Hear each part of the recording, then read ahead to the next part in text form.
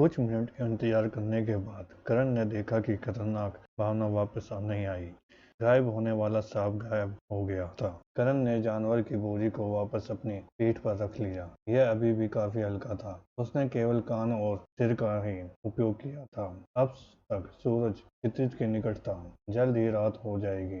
मुझे रात में और भी अधिक कीट बिल्लियां ढूंढने में सक्षम होना चाहिए। शाम के समय जब वे छुपे होते हैं तो मैं पहले ही काफी कुछ ढूंढ चुका हूँ, जिसका मतलब है कि रात के दौरान मैं और भी अधिक ढूंढूंगा। यदि राम के बगीचे जैसा नहीं है।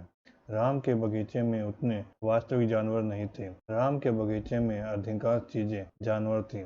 जब मैं इस दुनिया में आया था तो मैंने सोचा कि भगवान ने मुझे किसी खतरनाक क्षेत्र में डाल दिया है, लेकिन अब मुझे एहसास हुआ कि उसने उसने वास्तव में मुझे किसी तरह के प्लूटोनियम क्षेत्र में डाल दिया था। यदि उसने मुझे इस जंगल में डाल दिया होता तो शायद मैं एक दिन भी जीवित न बच पाता। राम के बगीचे में सबसे खतरनाक जानवर कीट बिल्लियां थीं, जिसकी संख्या इतनी भी नहीं थी। कुछ अधिक शक्तिशाली जानवर भी थे, लेकिन वे दुर्लभ थे। इसके अलावा बर्फीले भालू झील में पूरी तरह से अलग थलग था, केवल सर्दियों में ही दिखाई देता था।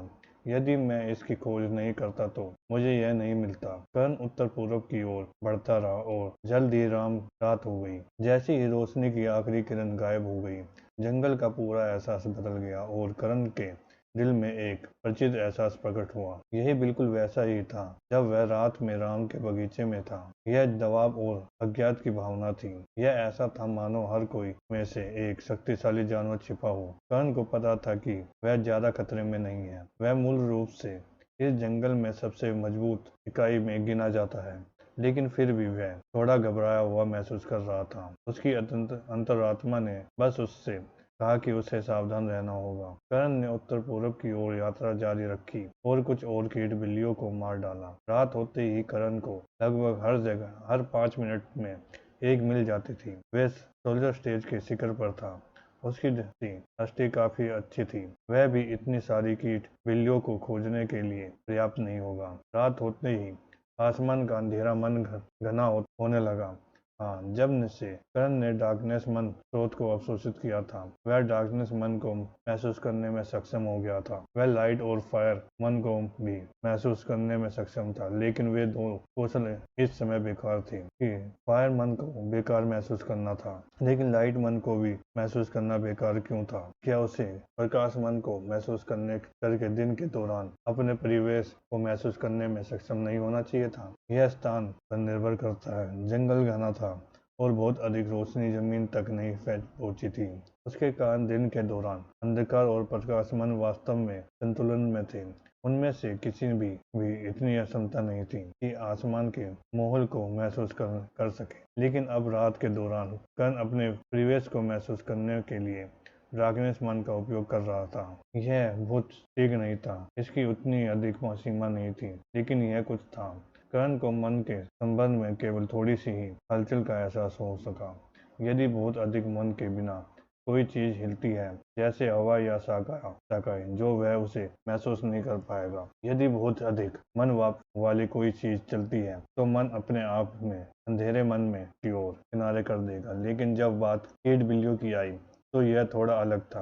कर्ण यह महसूस नहीं कर सका कि वे अंधेरे मन को एक तरफ धकेल रही है, लेकिन उसे इकट्ठा कर रहे हैं। यह ऐसा था जैसे वे इसे आकर्षित कर रहे थे और इसे इकट्ठा कर रहे थे। कर्ण ने अनुमान लगाया कि डार्कनेस मन का यह लवादा ही वह कारण था जिसके कारण कीट बिल्लियां इसे चुपचाप शांतनिक करने में सक्षम थी। जैसे ही कर्ण ने अपनी नई क्षमता का उपयोग किया, उसने कुछ और भी देखा। ऊपर आकाश में कुछ अंधकार मन को विस्थापित कर रहा था। कर्ण ने अनुमान लगाया कि उसके ऊपर कुछ उड़ रहा है। वह काफी शक्तिशाली था। यह कितना शक्तिशाली था, लेकिन यह इस जंगल में पहले देखे गए किसी भी जानवर की तुलना में अधिक शक्तिशाली महसूस हो रहा है। कर्ण पेड़ों के कारण उड़ती हुई चीज को नहीं देख सका। वह देखने के लिए पेड़ों के ऊपर चढ़कर जो कुछ भी वहां उड़ रहा था उसे खराब नहीं करना चाहता था। यदि कर्ण को इस जंगल के जानवरों के बारे में अधिक पता होता तो वह उस पर नजर डालता, जैसा कि अब था। उसे नहीं पता था कि किसी उसे इसे मारने की अनुमति थी या नहीं। यदि वह चीज काली सूची में थी, उसने उसे उकसाया तो उसे तब तक भागना होगा जब तक कि वह हार न मान ले। इससे तो अच्छा था कि इसे आकाश में उड़ने ही दिया जाए। करण की आंखें सिकुड़ गई और उसने हिलना बंद कर दिया। भावना वापस आ गई। एक और लुप्त हो रहा सांप निकट था। कर्ण बिल्कुल भी नहीं हिला। पिछली बार उसने चारों ओर इधर उधर देखकर गायब हो रहे सांपों को डरा दिया था। वह नहीं चाहता था कि ऐसा दोबारा हो। लुप्त हो रहे सांप ही वास्तव में कर्ण के यहाँ आने का कारण था। उनमें से एक का मूल्य 2000 योगदान अंक था। कर्ण के अब तक के सभी शिकारी के बाद भी उसने मुश्किल से 900 योगदान अंक अर्जित किए। करण ने अपने डार्कनेस विजन पर ध्यान केंद्रित किया और अपनी आंखें बंद कर ली। उसने पहले ही जान लिया था कि लुप्त की सांपों को अपनी आंखों से पहचानना असंभव है, जिसका मतलब था कि उसे अपनी अंधेरे दृष्टि पर निर्भर कर रहना होगा। लंबे समय में पहली बार कर्ण वास्तव में घबराया हुआ था। उसे अपने पेट में भारीपन महसूस हुआ, लेकिन कुछ उत्तेजना भी महसूस हुई। ये मौत के करीब होने का एहसास था। बहुत समय हो गया था जब वह आखिरी बार इसके संपर्क में आया था। उसका पूरा दिमाग अपनी प्रकृति और डार्कनेस विजन पर केंद्रित था। जंगल में हवा हल्की हल्की चल रही थी। ज्यादा जंगल शांत था। आधी रात में कर्ण लगभग पूरे मॉल में आंखें बंद करके एक छोटी सी जगह पर खड़ा था। कुछ सेकंड के बाद कर्ण को लगा कि उसकी पुष्टि तेज हो गई है। वे उससे कह रहे थे कि वह खतरे में है। उसी समय कर्ण ने कुछ देखा। अंधेरे में कोई बहुत छोटी चीज घूम रही थी। वह उससे लगभग 10 मीटर दूर था और बहुत धीरे धीरे आगे बढ़ रहा था। डार्कनेस मन को देखते हुए कर्ण ने अनुमान लगाया कि यह शायद केवल 1 मीटर लंबा और बहुत पतला था। कर्ण ने अपनी आंखें सिकोड़ ली। फिर कर्ण की आंखें खुली रह गई। उसने अभी प्यास महसूस किया है। कुछ अलग चीज अचानक अंधेरे में बिल्कुल गति से चली गई थी। यह ऊपर से आया था, कठिन लुप्त हो रहे सांप के साथ बातचीत कर की और उसे फिर से आकाश में उड़ गया। यह सब एक सेकंड में घटित हो गया था। कर्ण ने अनुमान की पुष्टि तब हुई जब उसे लगा कि खतरा भावना गायब हो गई है। लुप्त हो रहे सांप एक बार फिर से गायब हो गया था। इस बार कर्ण को पता था कि वह कहाँ गया था। कर्ण ने अपने ऊपर उड़ने वाली चीज पर ध्यान केंद्रित किया। वह चीज ही अपराधी थी। कर्ण कई मीटर तक खड़ा रहा। उसके ऊपर उड़ने वाली वह चीज बेहतर खतरनाक थी। वह इसे बढ़ाना नहीं चाहता था, तो गति उसने अभी देखी वह पागलपन थी। दीपक जितनी तेजी से आगे बढ़ रही थी। जब उन्होंने कर्ण के झगड़े में हस्तक्षेप किया था, कर्ण 10 मीटर तक उसी स्थान पर रहा। उसके ऊपर चक्कर लगाने वाली वह चीज गायब नहीं हुई। ऐसा लग रहा था मानो वह उसका पीछा कर रही हो। करण की आंखें सिकुड़ गई। क्या वह चीज मेरा पीछा कर रही है? यह लगता है। यह लगातार मुझे क्यों घेर रही है? क्या मैं उसके घोंसले के पास हूँ? थोड़े विचार विवरण के बाद करण उत्तर पूर्व की ओर चलता रहा। वह चीज वास्तव में मेरा पीछा कर रही है। जब यह मुझ पर हमला नहीं कर रही है तो यह मेरा पीछा क्यों कर रही है? कर्ण ने निराशा से सोचा। कर्ण ऐसा जांचने के लिए बेदुआ इधर उधर घूमता रहा कि क्या वह चीज वास्तव में उसका पीछा कर रही है। वह कर्ण का पीछा करती रही, चाहे वह कहीं भी गया। कर्ण की नाराजगी तेज हो गई।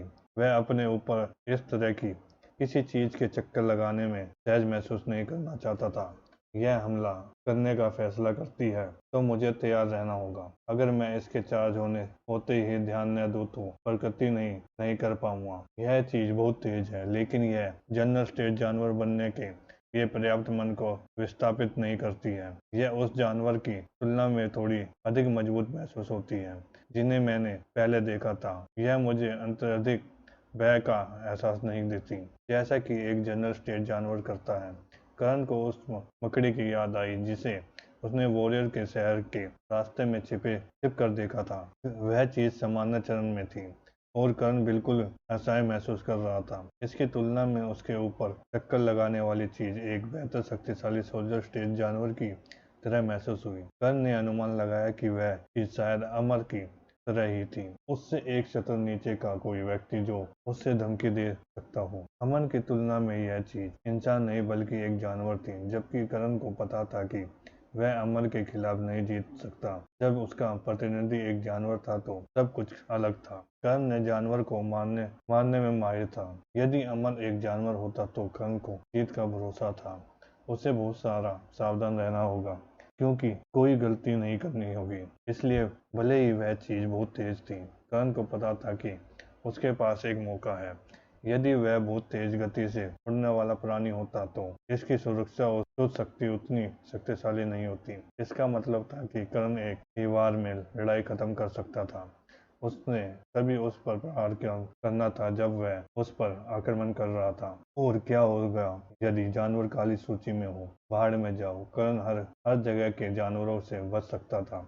वह चीज उसे कहीं तेज थी। दौड़ना उसकी मृत्यु में समाप्त होगा, क्योंकि एक गलत चकमा उसे मार डालेगा। तो क्या हुआ अगर उसे भारी जुर्माना भरना पड़ा? उसे जीवित रहना था। अचानक कर्ण रुक गया। एक और लुप्त हो रहा सांप प्रकट हो गया था। कर्ण मौके पर खड़ा रहा और अपने डार्कनेस विजन पर ध्यान केंद्रित किया। उसकी पत्नी उस पर चिल्ला रही थी और कर्ण ने डार्कनेस मन को विस्थापित होने दिया और देखा। कर्ण ने भौं चढ़ा ली।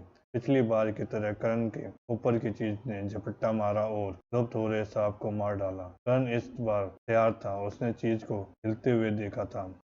उसने अभी लुप्त हो रहे सांप की दिशा में देखा ही था। उसे अपनी दृष्टि के पास एक हरे रंग की लकीर दिखाई दी। कर्ण अधिक विवरण नहीं देख पाया था। उसने हरे पंख देखे थे, एक हरा पक्षी। एक पल के लिए कर्ण ने उस मिशन के बारे में सोचा जो उसने देखा था। एक भाला शासक को पकड़ो। फिर यह स्टोक कमांडर स्टेज तक पहुंच सकते थे। कर्ण ने अनुमान लगाया था कि यह सीपीएस स्टोक हो सकता है। इससे इसकी भयानक शक्ति का पता चलेगा।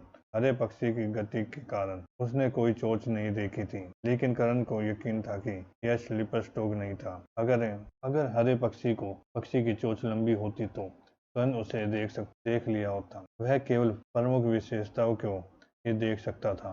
लंबे चोंच एक प्रमुख विशेषता रही होगी। उसने कुछ भी नहीं देखा। इसका मतलब था कि इस चीज की लंबी चोंच नहीं थी। इस घटना के बाद कर्ण को भी इस बात का अंदाजा हुआ। हरे पक्षी उसका पीछा क्यों कर रहा था?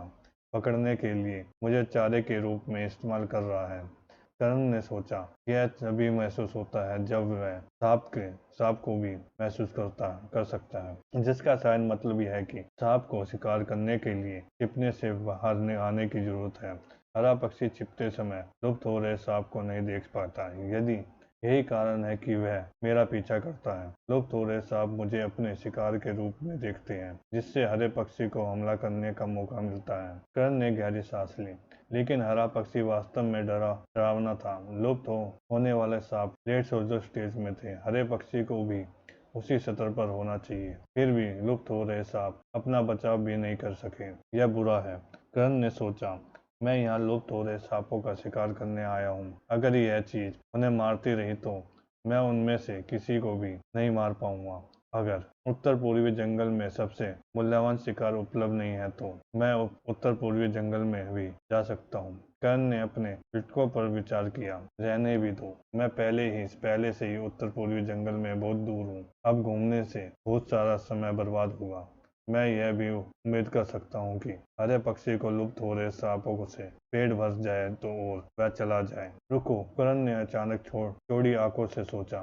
क्या लुप्त हो रहे सांप खाए जाने से बेकार नहीं हो रहे हैं? क्या इसका मतलब यह है कि आकाश में पक्षी पहले से ही मृत्यु के द्वार पर है? यह है, कर्ण ने भुएं सिकोड़ते सोचा। मुझे ऐसा क्यों लगता है कि ऐसा नहीं है। शायद यह लुप्त हो रहे सांपों को नहीं खा रहा है। कर्ण ने फिर से अपने डार्कनेस विजन पर ध्यान केंद्रित किया। फिर उन्होंने आसमान घने पर मन वाले स्थानों की खोज की। कुछ सेकंड बाद कर्ण को कुछ मिला। क्या यह केवल सिर ही खा रहा है? मेरा मतलब है अंडे पीछे पेट में होने चाहिए, सिर में नहीं। ऐसा लगता है जैसे पक्षी जानता है कि वह पूरी लाश नहीं खा सकता। फिर कर्ण ने आह भरी। अफसोस की बात है कि मैं उस लाश को नहीं उठा सकता। जाहिर तौर पर इसे किसी जानवर ने मार डाला है। अकेडमी में ऐसी लाश को स्वीकार नहीं करेगी। वैसे भी मुझे जारी रखना चाहिए। मुझे इस मौत के पक्षी का पूरे समय मेरे सिर के ऊपर उड़ते रहना पसंद नहीं है, लेकिन शायद इसे मेरी कोई परवाह नहीं है, जारी भी रह सकता है। क्या यह एक निर्णय था? शायद नहीं। अधिकार मनुष्य घूम चुके होंगे। हरा पक्षी एक बहुत बड़ा ज्ञात कारक है जो स्वाभाविक रूप से उसके जीवन को समाप्त कर सकता है। इसे जारी रखना बहुत जोखिम भरा है। किसी कारण से करण ने खतरे की इस भावना का आनंद लिया। एक चट्टान के किनारे पर नृत्य करने से करण को जागने का एहसास हुआ। उसे जीवित महसूस हुआ। आतंक, अनिश्चितता और उत्साह के मिश्रण से के कारण करण को एक अनोखा एहसास दिलाया जो वह अकेडमी के अंदर चूक गया था। कैसा एहसास है करण नहीं जानता, लेकिन यह नियंत्रण की भावना थी। नियंत्रण क्यों? इसका नियंत्रण में कोई लेना देना नहीं है। इसका मतलब था कि करण की किस्मत उसके अपने हाथों में थी। यदि करण की मृत्यु यहाँ हुई तो उसकी अपने कौशल की कमी के कारण होगा, पृथ्वी जैसे कोई बाहरी कारण से नहीं। पृथ्वी पर अन्य ऊंचे रैंक वाले लोग अक्सर किसी के भाग्य का फैसला करते थे। यदि करण किसी नौकरी के लिए सबसे सक्षम व्यक्ति होता तो तभी भी उसे वह नौकरी तब तक नहीं मिलती जब तक वह प्रबंध उसे पसंद नहीं करता। उस स्थिति में करण के कौशल को और क्षमताएं आसानी से सफल हो जाती। अन्य लोगों ने उससे यह मौका छीनने का फैसला किया था। जब करण अभी भी एक लड़ाकू था तो उसने पता था कि उसके पास में प्रवेश करने की क्षमता है। उन्हें खुद को उसके सामने साबित करने में अभी भी एक और साल लग गया। इसमें इतना समय क्यों लगा? क्या वे नहीं देख सकते थे कि उन्हें हर जगह हर लड़ाई कैसे जीती थी? लेकिन इस जंगल में सब कुछ करण पर निर्भर था। उनकी योग्यता ही ऐसी चीज थी जो उसकी सफलता तय करेगी, और करण को अपनी क्षमताओं पर भरोसा था। वह जानता था कि वह जीवित रहेगा। वह इसे स्वयं सिद्ध करना चाहता था। वह यह साबित करना चाहता था कि उसका अपने जीवन पर नियंत्रण है। उसका परिवेश जितना खतरनाक होगा, वह विजय होने के बाद वह उतना ही अधिक शक्तिशाली महसूस करेगा। कर्ण को यह सब नहीं पता था। वह केवल इतना जानता था कि वह खतरे में पड़ना चाहता था। उसके मन में यह विश्वास है कि वह जितना अधिक खतरे से बचेगा, उतना ही अधिक शक्तिशाली बनेगा। यह सस्ता युद्ध का अनुभव अनिवार्य रूप से महत्वपूर्ण था। कठिन में जीवित रहने के युद्ध का अनुभव इतना बढ़ गया कि जितना किसी और चीज से नहीं। कर्ण उत्तर पूर्व की ओर बढ़ता रहा, लेकिन कुछ कठिन होने से पहले वह अधिक दूर नहीं जा सका। आकाश में हरे पक्षी अचानक फिर से झपटा। वह कर्ण पर हमला नहीं कर रहा था। इससे पहले कि कर्ण उस लक्ष्य को पा सके जिसे वह हरा पक्षी हमला कर रहा था, उसमें से एक आक्रामक चीख सुनी। यह उस प्रकार की चीख थी जो एक पक्षी तब इस्तेमाल करता था जब कोई शिकार उसके घोंसले के करीब आता था। कर्ण ने उधर देखा। टकराव। तभी उसने दो भारी वस्तुओं के एक दूसरे से टकराव की तेज विस्फोट आवाज सुनी। कर्ण की आंखें चौड़ी हो गई। उसने एक विशाल सांप देखा, लेकिन यह अलग था। यह 10 मीटर से अधिक लंबा था, जबकि दूसरा केवल 1 मीटर लंबा था। कर्ण ने जो विस्फोट ध्वनि सुनी थी, वह उसके नुकीले दांतों के एक दूसरे पर कसने की थी। पक्षी हिंसक दांतों से वो मुश्किल बचने निकलने में कामयाब रहा। उस पल करण का दिल रुक गया। उसने उस लुप्त हो रहे सांप पर बिल्कुल भी ध्यान नहीं दिया था, यहाँ तक कि उसकी प्रेरणा ने भी उसे बताया नहीं था। लेकिन अब जब उसने इसे देखा तो उसने देखा कि इससे कितनी बड़ी मात्रा में मन विस्थापित हुआ। सामान्य चरणकरण को एहसास हुआ। इससे यह भी पता चलता है कि हरा पक्षी उसे मारने में सक्षम क्यों नहीं था। जनरल स्नेक यहाँ क्या कर रहा था? मैं महारानी कोबरे जोन के इतने करीब नहीं हूँ। हाँ, क्या यह अपने युवा होने के लिए आया था? यह कैसी घटिया किस्मत है। लुप्त हो रहे सांप के पास मंडराते हुए पक्षी फिर से चिल्लाया। फिर उसने अपने पंजों से हवा को खरोच दिया। कर्ण की आंखें अब तब चौड़ी हो गई जब लुप्त हो रहे सांप की तरफ 3 विशाल घाव देखे। 3 घाव गहरे थे और उनमें से खून बह रहा था। सांप ने फुसफुसाते हुए फिर से पक्षी को काटने की कोशिश की, लेकिन हरा पक्षी उड़ गया। उसने आकाश में वापस जाने का फैसला कर लिया था। वह शायद उसका सबसे मजबूत हमला था। यह देखकर कि उसका लक्ष्य अभी भी जीवित था, वह भाग गया था। जब कर्ण ने सांप पर 3 बड़े घाव देखे तो उसकी आंखें चमक में आ गई। अपना निर्णय लेते समय कर्ण का दिल जोर जोर से धड़क रहा था। वह इसे मार डालेगा। जैसे ही करण ने हमला करने का निर्णय लिया, उसकी गति तेज हो गई। सामान्य चरण में एक जानवर, उसने पहले कभी कोई लड़ाई नहीं की थी। करण को अपनी यात्रा के दौरान मिले अन्य सभी जनरल स्टेट जानवर की तुलना में यह जानवर सबसे कमजोर लगा। करण ने अनुमान लगाया कि अन्य सभी जानवर मध्य या अंतिम सामान्य चरण में थे, जबकि यह प्रारंभिक सामान्य चरण में था। इसके अतिरिक्त यह घात लगाकर हमला करने वाला शिकारी था। घात लगाकर हमला करने वाला शिकारी आमतौर पर सीधे लड़ाई में बहुत अच्छे नहीं होते। यदि उसका घात विफल हो जाता है तो वह भाग जाते हैं। सबसे महत्वपूर्ण बात, हरे पक्षी ने लुप्त हो रहे सांप को घायल कर दिया था। आमतौर पर करण अपने कमजोर हथियार के कारण किसी जनरल जानवर के खिलाफ लड़ने की कोशिश नहीं कर सकता। करण जनरल स्टेट जानवर का शरीर बहुत शक्तिशाली था। कल करण को उसकी सुरक्षा में निपटने से बड़ी कठिनाई होगी, लेकिन अब चीजें अलग थीं। सांप के शरीर के किनारे पर 3 बड़े घाव थे। कर्ण इस घावों का उपयोग अपने लाभ के लिए कर सकता है। कर्ण इस लड़ाई में बहुत सावधान नहीं रह सकता। यदि गायब होने वाले सांप पीक सोल्जर स्टेज पे होता तो कर्ण को केवल उसके काटने की तलाश करनी होती, लेकिन इस मामले में ऐसा नहीं था। सामान्य चरण में जानवर के पास वास्तविक मौलिक शक्तियां थीं। कर्ण को यकीन था कि इस सांप के पास भी एक शक्ति थी। बर्फीला भालू उस जानवर में से एक था। उस समय कर्ण को पता चला था कि सामान्य चरण में शक्तिशाली जानवर ने अपने बच्चों को उसकी मौलिक शक्तियां उसको जल्दी जगाने के लिए मंच तोड़ दिए थे। यह लुप्त हो जाने वाला सांप बर्फीले बालू से भी अधिक पागलपन भरा काम कर सकता था। खुद को मानसिक रूप से तैयार करने के बाद कर्ण आगे बढ़ा। सांप अभी भी उस हरे पक्षी को देख रहा था जो अभी पीछे चला गया, जिससे कर्ण के लिए हमला करने का यह सही मौका बन गया। कर्ण अंदर बंद हो गया और सांप ने उस पर तभी ध्यान दिया जब वह काफी दूरी तक पहुंच चुका था। कर्ण ने सीधे अपने बाईं ओर के 3 घावों को चाकू से निशाना बनाया। कहीं से भी उसकी पूंछ अचानक गति से आगे बढ़ी और कर्ण के ठीक सीने पर जा लगी। कर्ण ने पीछे की ओर गोली चलाई, लेकिन उसे केवल कुछ चोट आई। सांप का शरीर मजबूत था, लेकिन वह इतना मजबूत नहीं था कि उसकी पूंछ के एक वार से कर्ण का खात्मा हो जाए। उसका हमला विफल हो गया था और कर्ण को अपने अलग हमले की योजना बनानी पड़ी। कर्ण को दूर फेंकने के बाद सांप ने कर्ण की ओर देखा, लेकिन उसने पुकारना नहीं की। कर्ण को सांप के बारे में बहुत कुछ नहीं पता था, लेकिन वह सामान्य तौर पर जानवर के व्यवहार के बारे में बहुत कुछ जानता था। फुसफुसाना डराने धमकाने का एक रूप था और सांप फुसफुसाना नहीं था। डराने धमकाने का उद्देश्य क्या था? यह दुश्मन को पीछे हटने पर मजबूत करने के लिए था। तो अगर सांप पुकारता नहीं था तो इसका मतलब था कि वह नहीं चाहता था कि कर्ण पीछे हटे। इसका मतलब केवल यह हो सकता है कि सांप ने कर्ण को अपने अगले भोजन के रूप में देखा, भले ही वह घात में विफल रहा। कर्ण शायद उतना शक्तिशाली महसूस नहीं करता था।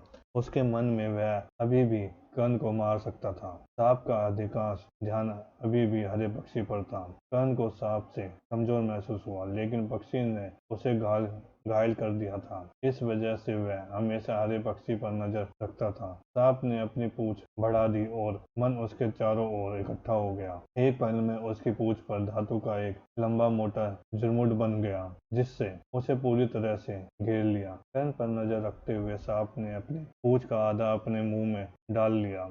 किसी और को यह याद रखना होगा कि सांप के पास सामान्य सांपों के 2 ढेर वाले दांतों के बजाय दांतों का एक पूरा सेट होता है। उसके दांत सांप से ज्यादा भेड़िए की याद दिलाते हैं। अचानक सांप ने अपने बंद मुंह से पूंछ खींच ली। लुप्त हो रहे सांप के दांतों के अंदर होने वाली धातु तरल हो गई और सांप ने उसे निगल लिया, जिससे उसका मन भंडार भर गया। लेकिन जो धातु उसके दांतों के किनारे को छूती थी, वह दांत और धातु के एक साथ जमीन पर आ जाने से गर्म होने लगे। कर्ण की आंखें सिकुड़ गई, लेकिन अंदर से वह हैरान था। यह एक बुरा काम था, लेकिन फिर भी सांप अपनी पूंछ के चारों ओर लगी धातु को ब्लेड की तरह आकार देने में कामयाब रहा। उसकी पूंछ बहुत तेज नहीं थी, लेकिन उसकी शक्ति के कारण उसे उस पे मिलने की आवश्यकता नहीं थी। इससे पहले कर्ण को सिर्फ सांप की पूंछ की मार से चोट आई थी। अब भले ही उसकी पूंछ पर लगा ब्लेड तेज नहीं था, फिर भी उसकी सारी शक्ति एक छोटे बिंदु पर केंद्रित हुई। कर्ण को तुरंत एहसास हुआ कि सांप की शक्ति थी इससे अपनी पीठ को एक भयानक हथियार में बदल लिया था। इसकी युद्ध शैली भी काफी मायने रखती है। यदि उसका घातक विस्फोट विफल हो गया तो उसकी अगली कार्रवाई भागने की होगी। इस पूछ ने इसे मदद की। शिकार किसी ऐसी चीज का पीछा करने के बारे में 2 बार सोचते हैं जो भागते समय लगातार उस पर एक लंबा और तेज ब्लेड तानती हो। यदि वे सावधान नहीं होते तो सांप अपने शरीर को झरने की तरह एक साथ खींच सकते हैं और उसका पीछा कर रहे जानवर को चाकू मार सकते हैं। सांप ने ये सब एक ही सेकंड में पूरा कर लिया। इसमें मूल रूप से एक पल में धातु और ब्लेड का निर्माण किया था। परेशानी वाली बात है, कर्ण ने सोचा, इस चीज में 2 हथियार हैं जो बहुत तेजी से हमला कर सकते हैं। इसके अलावा इसके हथियार मेरी तरफ तलवार से कहीं अधिक कठिन है। मैं अपनी तलवार का उपयोग करने के लिए नहीं कर सकता, अन्यथा यह बेकार हो जाएगा। मैं केवल अपने हाथों से कमजोर जानवरों को मार गिरा सकता हूँ, लेकिन मुझे संदेह है कि यह इसके खिलाफ उपयोगी होगा।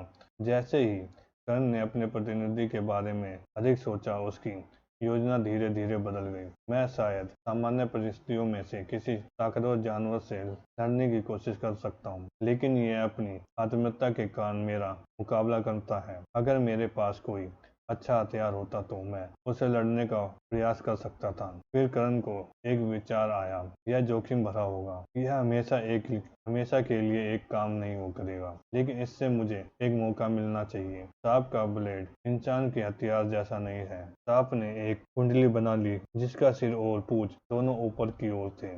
यदि कोई भी चीज निकट आने का निर्णय लेती है तो यह उन दोनों पर हमला करने के लिए तैयार थी। पहले हरे पक्षी को अचानक हुए हमले का फायदा मिला था। अब सांप तैयार था। यदि पक्षी ने सांप पर दोबारा हमला करने का फैसला किया तो सांप की पूंछ उसे तिरछा कर देगी। कर्ण ने पहले ही देख लिया था कि सांप की पूंछ कितनी तेज थी। उसने बचना निश्चित रूप से आसान नहीं था। कर्ण आगे बढ़ा और सांप ने तुरंत उसके दृष्टिकोण को देख लिया। उसके आने का इंतजार करते हुए उसने अपनी गर्दन कस ली। उसकी पूंछ अभी भी ऊपर की ओर इशारा कर रही थी। जाहिर है सांप ने अपनी पूंछ उसे उस पक्षी के लिए रखी थी जो अभी भी उसके ऊपर चक्कर लगा रहा था। जब कर्ण सांप की सीमा में आया तो उसका सिर अपनी पूरी गति से आगे की ओर उछला। सांप का वार तेज था। कर्ण इतना तेज नहीं था कि वह वार से बच सके या उसे रोक सके। कर्ण ने कभी भी भागने की योजना नहीं बनाई थी। हमला करने के बजाय कर्ण ने अपनी तलवार उसके सामने ऊपर की ओर रखी। सामान्य समय की तुलना में इस बार कर्ण ने अपनी तलवार दोनों हाथों में पकड़ रखी थी।